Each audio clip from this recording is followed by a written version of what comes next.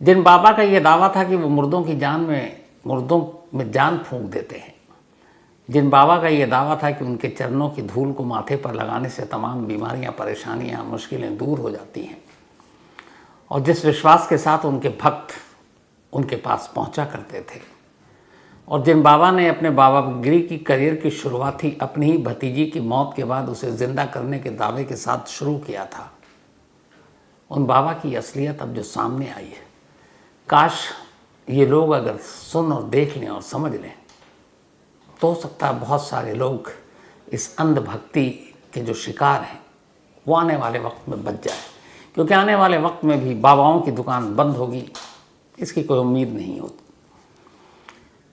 तो अब भोले बाबा कहना भी बड़ा अजीब लगता है, क्योंकि भोले बाबा के साथ बहुत सारे लोगों की श्रद्धा जुड़ी हुई है, जो असली भोले बाबा।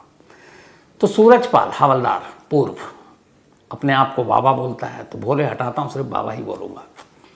तो सूरजपाल जो बाबा बना, 3 दिन हो गए वो भागा हुआ है।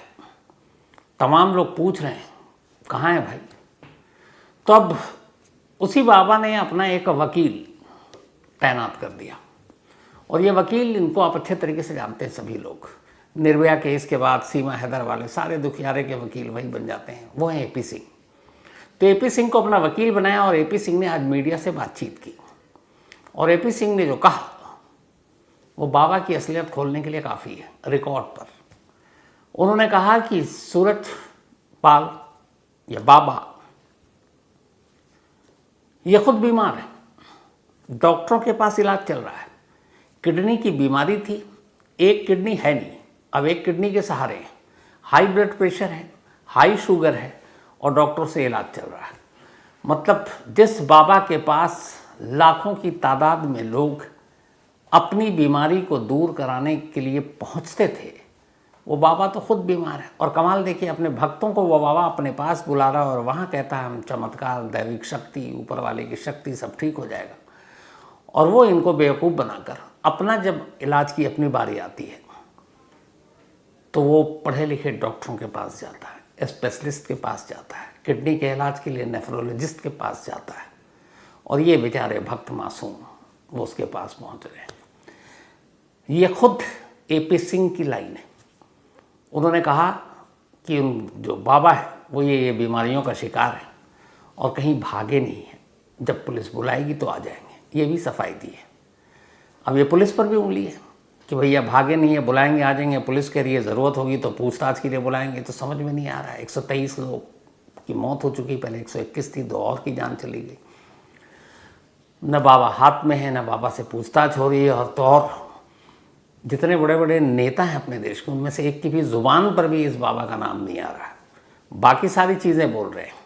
और कमाल देखिए, जो बाबा का मुख्य सेवादार जिस पे 1 लाख रुपए का इनाम घोषित किया गया, उसके बारे में भी AP सिंह ने ये कहा कि वो भी भागा बनी है, उसको हार्ट की बीमारी है, वो दिल का मरीज़ है, और इसीलिए वो एक अस्पताल में अपना इलाज करा रहा है। भागा बनी है, जैसे ही ठीक हो जाएगा वो भी पुलिस के पास पहुंच जाएगा।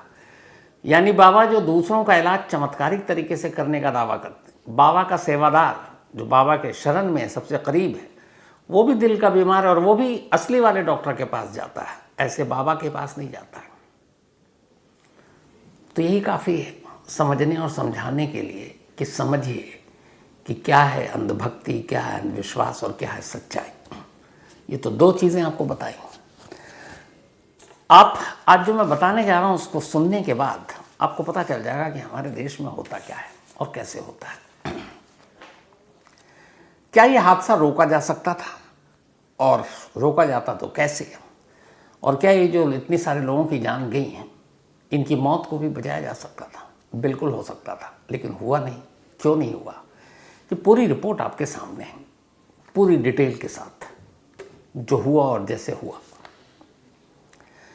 ये जो सत्संग थी 2 फरवरी को, इसकी तैयारी करीब 20 दिन पहले से शुरू हो गई थी। 500 से ज़्यादा बस तो 1 हफ्ते पहले ही पहुंच गई थी मौके पर। पुलिस से इजाज़त ली गई थी 80,000 लोगों की। 80,000 लोगों से डबल 2-4 दिन पहले ही पहुंच गए थे लोग, वहाँ टेंट तंबू गाड़ कर रह रहे थे। और पुलिस वालों को जिनसे ये थाने से इजाज़त ली गई थी, उन थाने वालों ने देखा कि हाईवे जाम हो रहा है, गाड़ियाँ आ रही हैं, लोग टेंट तंबू गाड़ कर रुक रहे हैं, और वो जो 80 है वो तो पहले ही पार कर चुका, अभी 2 जुलाई आया नहीं है। बट उनमें से किसी ने कोई कोशिश नहीं की कि इस मामले में कुछ देखा जाए, उस हिसाब से इंतज़ाम बढ़ाया जाए, एम्बुलेंस बढ़ाया जाए, पुलिस वालों को ड्यूटी पे लगाया जाए, डॉक्टरों को तैनात किया जाए। कोई इंतज़ाम नहीं किया गया। और न ही इस मामले में पुलिस ने LIU यानी लोकल इंटेलिजेंस यूनिट की मदद ली, जो खबर देते हैं कि अच्छा यहाँ इतने लोग जमा हो गए, इतने नहीं हुए हैं। लोकल पुलिस ने एक बार साइन किया, 80,000 ठीक है, जाओ जितने को बुलाना है बुला लो, हो गया मेरा काम। उन्हें पहले ही से पता था, इस 2 जुलाई से पहले से, कि ये तादाद इससे 2-3 गुना ज़्यादा होगी, लेकिन पुलिस वालों को कोई फ़र्क नहीं पड़ा। तो ये पहली गलती थी। दूसरी गलती ये थी कि 2.5 लाख लोग जब पहुंच गए तो उस हिसाब से पुलिस के इंतज़ाम होना चाहिए। आपको पता है जब ये हाथरस में सत्संग हुआ तो वहाँ पे टोटल पुलिस वाले कितने थे? वो भी सत्संग में अंदर नहीं थे, बाहर बाहर। कुल मिलाकर 40 2.5 लाख भक्त, और ड्यूटी पर उनकी सुरक्षा के लिए कोई भगदड़ न मचे, कोई और चीज़ ना हो जाए, कोई ऐसा हादसा ना हो। सिर्फ 40 आदमी, यानी कि 40 पुलिस वाले, इस हिसाब से देखें तो लगभग 7,000 लोगों पर एक पुलिस वाला था, 7 या 8,000 लोगों पर एक पुलिस वाला। और जबकि पहले से पता है कि इतने लोग आ रहे हैं, लेकिन ये पुलिस के इंतज़ाम थे। अब पुलिस ने 40 हैं तो 40 क्या करेंगे, उधर 2.5 लाख लोग हैं। कल आपने मुंबई में देखा होगा जश्न इंडियन टीम के वेलकम का, उसमें तो करीब 5 लाख से ज़्यादा लोग थे। लेकिन उस हिसाब से सारे इंतज़ाम भी थे, चाहे वो ट्रैफिक का हो, पुलिस का हो, फायर ब्रिगेड का हो, सब कुछ था। और लोग जोश में भी थे, आए, खुशियाँ मनाई, वर्ल्ड चैंपियन का धन्यवाद किया और चले गए। लेकिन यहाँ 2.5 लाख लोग, 40 पुलिस वाले, और ये 40 पुलिस वाले भी बस यूं ही तमाशबीन, असली इंतज़ाम उन्होंने बाबा के भक्तों और उनके सेवादारों पर छोड़ दी कि आप करो, हम जाते हैं। अब ये जहाँ पर ये सारा ये सत्संग हुआ, ये सिकंदरा रऊ एक थाना है जिसके तहत होता है, लेकिन इस पूरे ज़िले में कुल मिलाकर 11 थाने हैं, 11 पुलिस स्टेशन जो आसपास में है। सिकंदरा रऊ थाने में जहाँ ये सत्संग हुआ, वहाँ पे जिस थाने में जो और थाने की चौकी सब मिलाकर करीब 100 पुलिस वाले थे। और अगर उस पूरे डिस्ट्रिक्ट के थाने को मिला दें जो 11 पुलिस स्टेशन है, तो उनमें से हर थाने में एवरेज 80 से 100, यानी लगभग मान लीजिए कि 1100 से 1200 पुलिस वाले होंगे पूरे डिस्ट्रिक्ट में। अब पूरे डिस्ट्रिक्ट में 1200 पुलिस वाले, इस थाने में 110 पुलिस वाले, 100 पुलिस वाले और 40 वहाँ पर। अब पूरा थाना तो जा नहीं सकता है, थाना कौन देखेगा, लॉ एंड ऑर्डर कौन देखेगा, जो पुलिस का बेसिक काम है। तो इसीलिए सिर्फ 40 के थे। और ज़रूरत कितने की थी? कम से कम 1000 पुलिस वालों की ज़रूरत थी 2.5 लाख लोगों पर, कम से कम। इसलिए कि वो सारी चीज़ें, एंट्री एग्ज़िट, निकलने का रास्ता, आने जाने का रास्ता, ये सारे रास्ते को देख सके, इसके अलावा ट्रैफिक देख सकें, इसके अलावा वहाँ पर PAC के जवानों की तैनाती हो सकती थी जो ऐसी चीज़ कामों में माहिर हैं। महिला पुलिस वहाँ पे रखी जानी चाहिए, कम से कम 100 महिला, सबसे ज़्यादा वहाँ महिलाएं आई थीं, उसका भी ख्याल नहीं। ट्रैफिक डिपार्टमेंट, पूरा हाईवे जाम था। एक तो पुलिस की पहली गलती ये थी कि नेशनल हाईवे के किनारे सत्संग की इजाज़त दी, और उससे पूरा नेशनल हाईवे जो है उसके ऊपर असर पड़ गया। और नेशनल हाईवे का मतलब होता है आपकी ज़रूरी रोज़मर्रा के सामान, फल सब्ज़ी, दूध, ये सारी चीज़ों की सप्लाई होती है। लोग एक दूर दूर से सफ़र करते हैं बसों में, वो सब रुक गया। पूरा हाईवे ही कई किलोमीटर तक जाम था। और ये सारी चीज़ें, अगर मान लीजिए कि 1000 मैंने पुलिस वाला कहा और उनकी वहाँ पे तैनाती होती, तो पूरे डिस्ट्रिक्ट में ही 1200 पुलिस वाले थे, तो 1200 में से 1000 इधर आ जाते तो 200 बचते। वहाँ पे भी फिर ये था, चोर उचक्के ये सब ध्यान रखते हैं कि अच्छा आज पुलिस वाले उधर हैं तो चलो इधर कुछ कर लो, तो उसका भी था। लेकिन इस मामले में जो होना चाहिए था, DM से लेके जो सरकार के नुमाइंदे हैं, उन्होंने कोई ध्यान ही नहीं दिया। उन्हें लगता है यार बाबा आते हैं, प्रवचन देते हैं, सत्संग करते हैं, चले जाएंगे, यहाँ भी ऐसे ही हुआ, 80 की जगह 2.5 लाख आ गए, क्या फ़र्क पड़ता है। तो यहाँ पे भी गड़बड़ हुई। तो ये लापरवाही थी। तीसरी लापरवाही थी, जब आपको पता है कि 80,000 से ज़्यादा लोग तो 5 दिन से आकर डेरा डाले हुए हैं, फिगर 2 लाख से ऊपर जाएगी, तो फिर आपको उसी हिसाब से अस्पताल में इंतज़ाम करना चाहिए था। सिकंदरा रहू के पास जो सबसे नज़दीकी सत्संग के करीब जो हॉस्पिटल था और वहाँ पे जो एम्बुलेंस के इंतज़ाम किए गए थे, पूरे 2.5 लाख लोगों के लिए एडमिनिस्ट्रेशन ने 2 एम्बुलेंस खड़ा किए थे। 2, आप इससे अंदाज़ा लेंगे, सिर्फ 2। और जबकि अगर आप पूरे डिस्ट्रिक्ट के पास बात करें, जितने सरकारी गवर्नमेंट हॉस्पिटल हैं, तो उनके पास एम्बुलेंस ही 32 थे। एक डिस्ट्रिक्ट में 32 एम्बुलेंस, 32 में से 2 वहाँ थे। अब 2 एम्बुलेंस क्या करता, और जो सबसे नज़दीकी था वहाँ एक ही अस्पताल, और उस अस्पताल वो भी वहाँ मौका वारदात से करीब 8 किलोमीटर दूर था, और दूर होने के बावजूद वहाँ इंतज़ाम कुछ नहीं। एक डॉक्टर, मैंने पहले भी कहा, उसकी ड्यूटी थी, सिर्फ एक डॉक्टर की। अब जब सबसे ज़्यादा लोग मर रहे हैं, घायल हो रहे हैं, सांसें उखड़ रही हैं, तो कहाँ भागेंगे? नज़दीक के अस्पताल जाएंगे या दूर के जाएंगे? बाकी अस्पताल 40 किलोमीटर को, 45 किलोमीटर को, 47 किलोमीटर को, 50 किलोमीटर दूर, उतनी देरों में तो देर में सांसें उखड़ जाएंगी। तो सबसे नज़दीक के सरकारी अस्पताल में ले गए वहाँ, लेकिन करते क्या, जितने लोग घायल हो रहे थे उनकी सांसें उखड़ रही थी, और उनकी सांसें वापस लाने के लिए उन्हें ऑक्सीजन देने की ज़रूरत थी। और इत्तेफाक से इस हॉस्पिटल में ऑक्सीजन ही नहीं था। डॉक्टर एक, जो नंबर 2 पे सबसे ज़्यादा मरीज़ आ रहे थे, उनकी हड्डियाँ टूट गई थी, पसलियों की, गर्दन की, क्योंकि लोग उनके ऊपर चढ़ रहे थे, वहाँ पर भी उन्हें ऑक्सीजन की भी ज़रूरत थी, लेकिन था ही नहीं। तो बहुत सारे लोग तो सिर्फ इस इंतज़ाम न होने की वजह से, वरना इनमें से आधों की जान बच सकती थी अगर सांसें उखड़ने वाले मरीज़ों को सिर्फ ऑक्सीजन दे दिया जाता, लेकिन कोई इंतज़ाम ही नहीं था।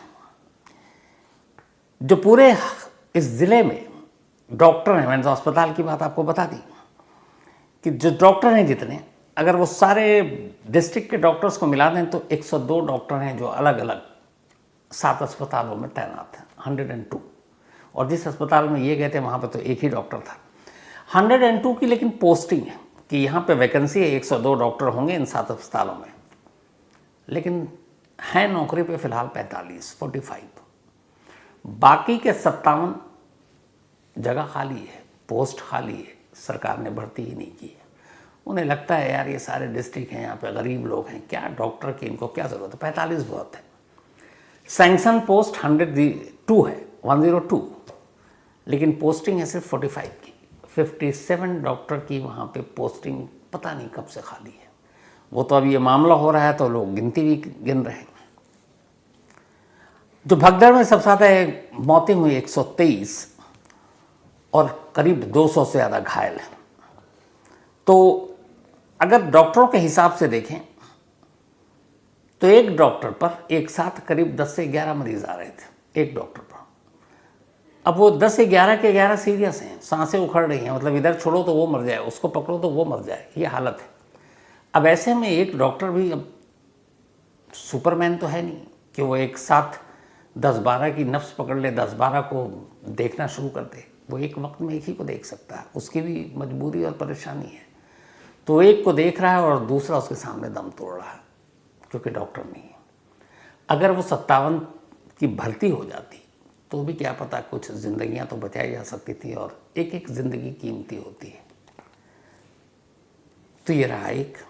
अब और सुनिए, इसी डिस्ट्रिक्ट में हाथरस के जहाँ ये हादसा हुआ है, 5 साल पहले सरकार ने मेडिकल कॉलेज बनाने का ऐलान किया था।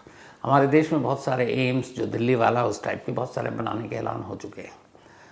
तो उसी कड़ी और झड़ी में एक हाथरस ज़िले में भी बड़े ज़ोर शोर से एक मेडिकल कॉलेज बनाने का ऐलान किया गया कि इससे आसपास के जितने गाँव और छोटे छोटे कस्बों के लोग हैं उनका यहाँ इलाज भी हो सकेगा। 5 साल पहले हुआ, ज़मीन अलॉट हो गया, बजट दे दिया गया, लेकिन आज तक उस ज़मीन पे एक फावड़ा तक नहीं चला है।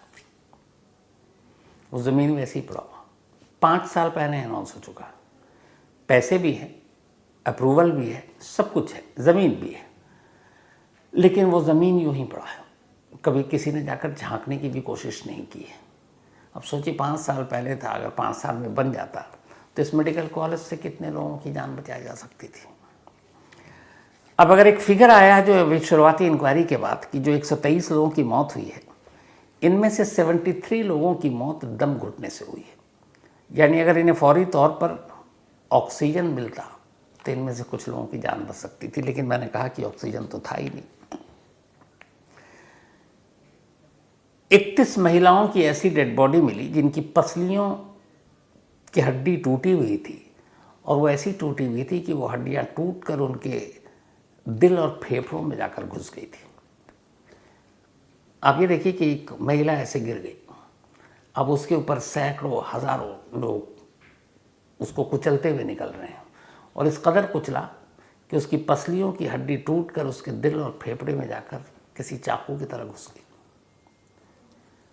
ऐसी 31 डेड बॉडी मिली है जिसकी पसलियों की हड्डियां दिल और फेफड़े को पार कर चुकी थी।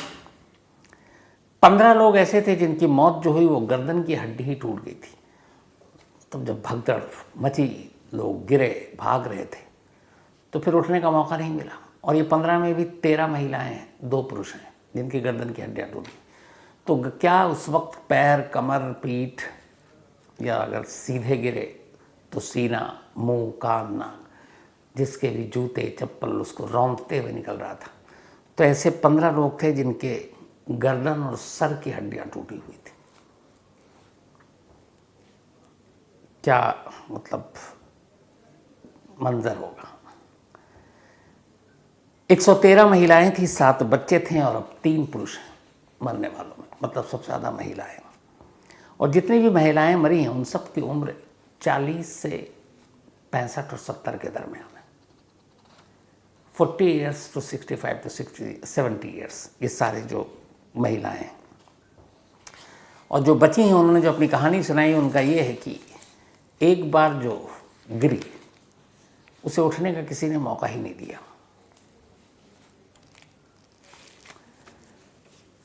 तो 11 थाने, 7 अस्पताल, 102 डॉक्टरों की तैनाती, लेकिन सिर्फ ड्यूटी पर 45 बल्कि 42, और 2 एम्बुलेंस, 40 पुलिस वाले, 2.5 लाख लोग। इसी के बाद आप सीधे सीधे अंदाज़ा लगा सकते हैं। और जिन लोगों ने, जो वहाँ पे मौजूद नहीं थे, जो भीड़ जैसी थी, उसको बेस्ट अगर आप कंपेयर करते हैं तो कल मुंबई का वो सीन, हर जगह है वीडियो, आप देखिए उसको। नरीमन पॉइंट से लेकर और वो मरीन ड्राइव का पूरा, और वानखेड़े स्टेडियम, अंदर नहीं, क्योंकि वानखेड़े स्टेडियम में तो सब लोग बैठे हुए हैं अपनी अपनी सीटों पे, जो भी वहाँ पे 50,000 से ज़्यादा लोग होंगे। लेकिन मरीन ड्राइव पे सब खड़े हुए, और उसी में एक बस चल रही है, और उस बस में अपने तमाम क्रिकेटर, वर्ल्ड चैंपियन। वो लंबा सफ़र पूरा करने में शायद आधा घंटा लगता है, लेकिन लग गए 3 घंटे। लाखों लोग मरीन ड्राइव पर, लाखों लोग। लेकिन और लाखों लोगों की भीड़ को संभालना आसान काम नहीं होता, बड़े बड़े इंतज़ाम फेल हो जाते हैं। तो यहाँ पर ऐसा नहीं था कि लाखों लोग थे तो लाखों मुंबई पुलिस थी। मुंबई पुलिस की तादाद हज़ारों में थी, लेकिन एक इंतज़ाम था कि कैसे क्या करना है। और जो मुंबई के मेरे रिपोर्टर ने बताया कि उन्हें मालूम था कि मुंबई पुलिस ने कल शाम को एक ट्वीट किया कि अब जो लोग घर पे हैं वो प्लीज़ घर पे रहें, मरीन ड्राइव ना आए, क्योंकि अब यहाँ कदम रखने की जगह नहीं है। तो रिक्वेस्ट की लोगों से कि आप प्लीज़ इस तरफ मत आइए। और उसी वक्त उन्हें ये भी था, भी उनके दिमाग में ये चल रहा था हाथरस हादसे का। तो मुंबई फायर ब्रिगेड, मुंबई के डॉक्टरों की टीम, मुंबई के अस्पताल, इन सबको अलर्ट पर रखा गया था। उन्हें भी अंदाज़ा नहीं था कि इतनी बड़ी तादाद में भीड़ आएगी, क्योंकि उन्होंने 2007 भी देखा था, 2011 भी देखा था, जब धोनी के वर्ल्ड कैप्टनशिप में हमने 2007 में फर्स्ट T20 देखा, और 11 में फिर धोनी की कैप्टनशिप में 50 ओवर वाला ODI हमने चैंपियन बने थे श्रीलंका को हराकर। लेकिन जो कल जिस तरीके से पूरी भीड़ उतरी उस मरीन ड्राइव पे और उस पूरे रूट पर, तब ऐसा लग रहा था कि वो एक तरफ समंदर और इधर इंसानों का समंदर। लेकिन वहाँ हर चीज़ को अलर्ट पर रखा गया था, चाहे वो अस्पताल हो, चाहे फायर ब्रिगेड हो, चाहे पुलिस हो, ट्रैफिक पुलिस हो, होम गार्ड हो, यहाँ तक कि वो जो रैपिड एक्शन फोर्स हो, सारी चीज़ों को, ताकि कुछ गड़बड़ ना हो। और यहाँ दूसरी तरफ 40 पुलिस वाले, 2.5 लाख लोग, 2 एम्बुलेंस, 1 डॉक्टर, नो ऑक्सीजन। जो लाशें थीं, अब यहाँ पे तो खैर गलती भी नहीं है, क्योंकि उस अस्पताल को क्या उम्मीद, जिस अस्पताल में इक्का दुक्का लोग मरीज ही आते हैं या 2-4 मौतें होती होंगी, कि एक साथ 100 से ज़्यादा लाशें आ जाएंगी। बर्फ़ की सिल्लियाँ कम पड़ गई थी मंगाने के लिए, क्योंकि बर्फ़ की सिल्लियाँ को फिर लाशों को रखना था, क्योंकि उस अस्पताल के मुर्दा घर में वो इंतज़ाम ही नहीं थे जो लाशों को रख सकें उस टेम्परेचर पर। तो आसपास के दूसरे इलाकों से बर्फ़ की सिल्लियाँ मंगाई गई ताकि उन लाशों, और वैसे भी गर्मी इतनी, उमस इतनी, तो वो सारी चीज़ें गई। दूसरा एक चेहरा और है, उस अस्पताल की जो हालत थी उसकी 2 तस्वीरें भी आई, बहुत सारे हमारे भी रिपोर्टर गए, उन्होंने खींची। जब पहले दिन वहाँ पहुँची, अस्पताल की जो हालत थी, जो भी आप एक गाँव में जाएंगे तो जो अस्पताल होती है हमारे पता नहीं किस भरोसे चलता है, वैसे ही जैसे ही पता चला कि अगले दिन मुख्यमंत्री योगी आने वाले इस अस्पताल का दौरा करेंगे, रात होते होते उस अस्पताल के जनरल वार्ड में एसी लगाया जा रहा है। सारी तस्वीरें हैं, सफाई हो रही है हॉस्पिटल की, धुलाई हो रही है, पोछा मारा जा रहा है। क्यों? क्योंकि अब बड़े बड़े लोग आएंगे, मुख्यमंत्री आएंगे, होम सेक्रेटरी आएंगे, चीफ सेक्रेटरी आएंगे, तो भैया अस्पताल देखेंगे। तो अब उस हॉस्पिटल का जो एमएस मेडिकल सुपरिटेंडेंट, उसको भी अपनी नौकरी बचानी, अस्पताल का नक्शा रात रात में बदल दिया गया।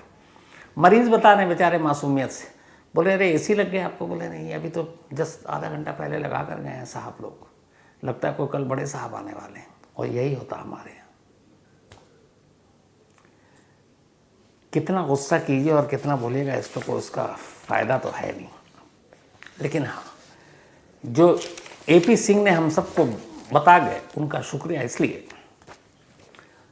कि ये कह कर चले गए कि देखो ये जो बाबा हैं ये तो बेचारे खुद बीमार हैं, खुद किडनी के मरीज़ हैं, ब्लड प्रेशर के मरीज़ हैं, ब्लड शुगर के मरीज़ हैं, और ये तो डॉक्टर से इनका इलाज चल रहा है, वो क्या दूसरों को ठीक करेंगे। ये जाने अनजाने में उन्होंने बोल दिया, शायद ये भी था कि हमदर्दी के लिए, ताकि पुलिस के पास क्यों नहीं जा रहे हैं उसका एक रीज़न दें। लेकिन इसी बहाने कम से कम आम लोगों तक ये बात तो पहुंचेगी कि जिनके भरोसे पर बैठकर कि बाबा हमारी बड़ी से बड़ी बीमारी दूर कर देंगे, मुर्दों में जान डाल देंगे, वो क्या करेगा यार? वो तो खुद अपना एक किडनी नहीं बचा पाया, तो फिर दूसरों की ज़िंदगी क्या बचाएगा? ज़िंदगी छोड़िए, दूसरों की किडनी क्या बचा पाएंगे? यही वो चीज़ें हैं जो सीखने लायक है। उम्मीद करता हूँ कि लोग शायद इन्हीं छोटी छोटी चीज़ों से, छोटी छोटी बातों से सीखें। हालांकि इसका एक दूसरा पहलू ये भी है कि अभी बहुत सारे ऐसे भक्तों के बयान आ रहे हैं कि इसमें कोई बाबा की गलती नहीं है, तो बस हो जाता है, प्रशासन ने इंतज़ाम नहीं किया। तो दोनों पहलू होता है, दोनों चीज़ें होती हैं आपके सामने, फैसला आपको करना होता है, क्या सही है क्या गलत है। खैर, कहानी में आज इतना ही, लेकिन कहानी ख़त्म करूं उससे पहले वही अपना सिलसिला। आज मंजीत बेदी जी, इनका बर्थडे है, तो हैप्पी बर्थडे मंजीत जी। और ये भेजा है वरुण ने, वरुण की मम्मी है अंजलि, इनका भी आज बर्थडे है, हैप्पी बर्थडे अंजलि। और ये भेजा शानू यादव ने, उनकी वाइफ है अंजलि। बेबी सिंह का भी बर्थडे है, तो हैप्पी बर्थडे बेबी सिंह। और ये भेजा है अमन सिंह एंड शिखा सिंह ने। तुलसी कुमार दास, हैप्पी बर्थडे आपको तुलसीदास। इसके अलावा प्रभुराम जाखड़, इनका भी आज बर्थडे है, तो हैप्पी बर्थडे प्रभुराम जाखड़।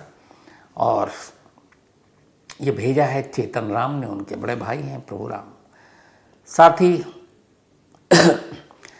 अमनदीप ने एक बड़ा अच्छा सवाल पूछा है मुझसे, मुझे लगता है वो सवाल आप सभी के लिए। मैं तो, इन्होंने मुझसे उम्मीद की है कि मैं ईमानदारी से जवाब दूं, तो मैं दूंगा, लेकिन ये सवाल आप सबके लिए भी। इन्होंने पूछा है कि जब बॉर्डर फिल्म आई थी, जेपी दत्ता डायरेक्टर थे, सनी देओल, सुनील शेट्टी उसमें हीरो थे, और वो फिल्म रिलीज़ हुई, और दिल्ली में उपहार सिनेमा में बॉर्डर फिल्म के रिलीज़ के पहले दिन एक हादसा हुआ था, आग लगी थी, और उसमें करीब 60 लोग मर गए थे। तो उन्होंने कहा कि इस हादसे के बाद पुलिस ने उस सिनेमा हॉल उपहार के जो मालिक हैं अंसर बंधु, वो बिल्डर हैं बहुत बड़े, उनके खिलाफ मामला दर्ज किया, उनको अरेस्ट किया। इनका सवाल ये है कि जबकि ये फिल्म बनाई जेपी दत्ता ने, फिल्म में हीरो है सनी देओल और सुनील शेट्टी, तो पुलिस ने जेपी दत्ता या सनी देओल और सुनील शेट्टी, इनको क्यों नहीं अरेस्ट किया? इन लोगों के खिलाफ क्यों नहीं मुकदमा दर्ज किया? क्योंकि उनकी फिल्म देखने के लिए वो लोग आए थे जो उस आग के हादसे में जिन्होंने अपनी जान गंवाई। अब ये इनका सवाल मुझसे है, तो पहले मैं अपना देता हूँ, बाकी इनका जवाब आप लोग अगर देंगे तो मैं ज़रूर शेयर करूँगा कल। तो अमनदीप साहब मेरा, अच्छा इन्होंने ये इसलिए पूछा है, ये संदर्भ भी बता देता हूँ। इन्होंने कहा कि ये जो सुखपाल भोले बाबा, ये हादसा हुआ तो पुलिस आयोजक के खिलाफ मामला दर्ज करती है, तो आयोजक बाबा तो है नहीं, बाबा ने अर्जी दी नहीं है, तो फिर बाबा इस केस में गुनाहगार कहाँ से बनते हैं? और अगर ऐसा है तो फिर उन्होंने यही कहा कि उपहार फिल्म का एग्जाम्पल दिया कि उसमें जेपी दत्ता डायरेक्टर, प्रोड्यूसर और हीरो को के खिलाफ मामला दर्ज किया जाना चाहिए थे, ना कि सिनेमा हॉल के मालिक के खिलाफ। तमन भाई, जो मेरी जितनी समझ है उसमें मैं आपको जवाब देता हूँ। पहली चीज़, जो डायरेक्टर, प्रोड्यूसर या एक्टर जो भी होता है, उसका काम होता है एक फिल्म बनाना, और फिल्म बनाने के बाद वो फिल्म डिस्ट्रीब्यूटर रिलीज़ करता है। अब वो पिक्चर जो है वो एक दिखाई जाती है सिनेमा हॉल में। सिनेमा हॉल का अपना एक मालिक होता है। हर सिनेमा हॉल के कुछ एनओसी होते हैं जो आपको लेने पड़ते हैं। वो फायर से लेने पड़ते हैं, वो आपको ट्रैफिक वालों से लेने पड़ते हैं, बिल्डिंग डिपार्टमेंट से लेने पड़ते हैं, सभी तरफ से कि ये बिल्डिंग ठीक है, गिरेगी नहीं, आग लगेगी तो आपके पास इंतज़ाम है, एग्ज़िट और एंट्री के इतने दरवाजे हैं, ये सब मिलता है। और अंशुल बंधु ने वो बनाया था। अब जेपी दत्ता मुंबई में है और ये पिक्चर रिलीज़ हुई पूरे कश्मीर से कन्याकुमारी तक। अब किसी सिनेमा हॉल में हादसा हो जाए तो उसके लिए जेपी दत्ता या फिल्म के हीरो हीरोइन इसलिए जिम्मेदार नहीं होंगे कि उस वक्त वो वहाँ मौजूद नहीं है और उनका काम फिल्म बनाना, फिल्म काम बनाने का उन्होंने बेच दिया, अब वो दिखा रहा है। लेकिन जिस बिल्डिंग के नीचे वो बैठ कर दिखा रहा है वो बिल्डिंग सेफ़ है, महफूज है या नहीं है, वहाँ सुरक्षा के इंतजाम है कि नहीं, वो उस बिल्डिंग के मालिक की जिम्मेदारी है। ये रहा उपहार को लेकर सवाल, और इसीलिए अंशुल बंधु सिनेमा हॉल उपहार का मालिक था, उसके खिलाफ केस किया गया। अब आइए यहाँ बाबा वाले मामले में। ये सत्संग हुआ, बाबा को लोग सुनने के लिए आए थे। ठीक है, बाबा ने अपने हाथ से वो नहीं भेजा कि हमें परमिशन चाहिए, उनके मुख्य सेवादार ने किया, और भी सेवादारों के नाम है पोस्टर में। लेकिन उपहार कांड जैसा यहाँ पे एक अलग चीज़ ये थी कि जिस जगह पे ये भगदड़ मची उस जगह पर वो बाबा मौजूद थे, पर्सनली फिजिकली प्रेजेंट थे वो वहाँ पर, पहली चीज़। दूसरी चीज़, जब भगदड़ मची तो जिनके लिए ये भगदड़ मची वो शख्स वहाँ से भाग रहा है, जबकि उसका काम था कि अगर वो अपनी गाड़ी की धूल न उड़ाता, जिस धूल के लिए लोग मरते जा रहे थे अपने माथे पे लगाने के लिए, तो शायद भीड़ रुक जाती। सेवादार और सुरक्षा गार्ड तो इतने थे कि वो बाबा को घेर ही लेते। तो वो इतने ही बड़े सारे उनके भक्त थे, उनको भगवान मानते थे। 2.5 लाख लोगों को इकट्ठा करना कोई मामूली बात नहीं है। तो एक बार वो इशारा करते तो वो पूरी भीड़ शांत हो जाती, जो जहाँ होती वो वहीं रुक जाती। फिर बाबा उनसे अपील करते कि आप लोग ऐसे मत कीजिए, गर्मी है, आराम से रुकिए, आराम से जाइए। और फिर वो निकलते। ये कहते पहले आप लोग निकलिए, फिर मैं बाद में निकलूँगा।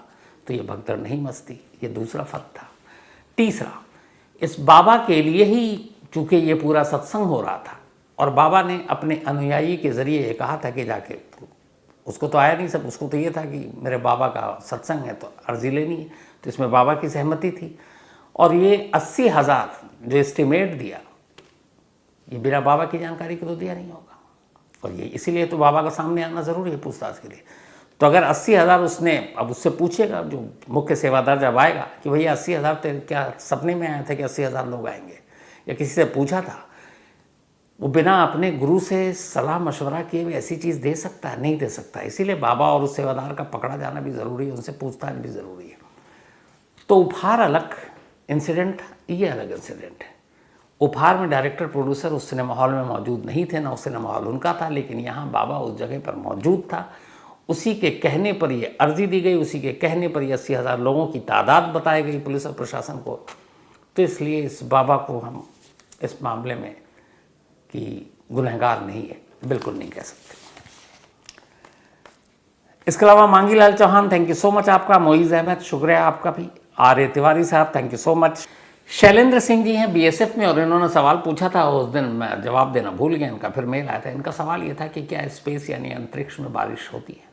धूल मट्टी, कुछ और लोगों ने भी पूछा था ऐसा। तो शैलेंद्र सिंह जी, स्पेस यानी अंतरिक्ष में बारिश नहीं होती। अगर बारिश होती तो फिर बहुत सारी चीज़ें बदल जाती, लेकिन वहाँ बारिश, आंधी, तूफान, ये सारी चीज़ें नहीं हैं। तो आपके सवाल का जवाब यही है कि स्पेस या अंतरिक्ष में बारिश नहीं होती है। तो कहानी में आज इतना ही। अब आपसे मुलाकात होगी कल रात 9 बजे किसी नई कहानी के साथ। तब तक अपना और अपनों का ख्याल रखिएगा।